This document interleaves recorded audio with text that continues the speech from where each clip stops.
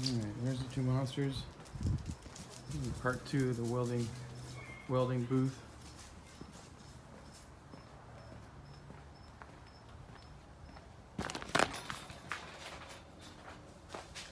So this is a sneak peek of what I'm going to be doing with the Corvette exhaust.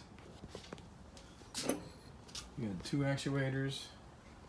Basically, in a nutshell, exhaust is going to come in on this end, straight out, unless the actuator is closed.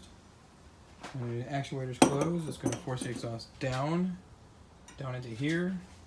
It's going to force it into here. Same thing on this side. It's going to force it down, and then this is going to be the quiet side, so it's going to come out here quiet. That's the plan. I got plenty of stainless steel pipe. I got a whole box of straight pipe right there, 3-inch. And this is the welder. This is the MIG welder, or TIG welder I got. Got the bottles all set up. Ready to go. So, do need a metal plate. I'd like to get a metal plate, make welding easier. That way I don't have to keep connecting the ground to it, but yep. That's it.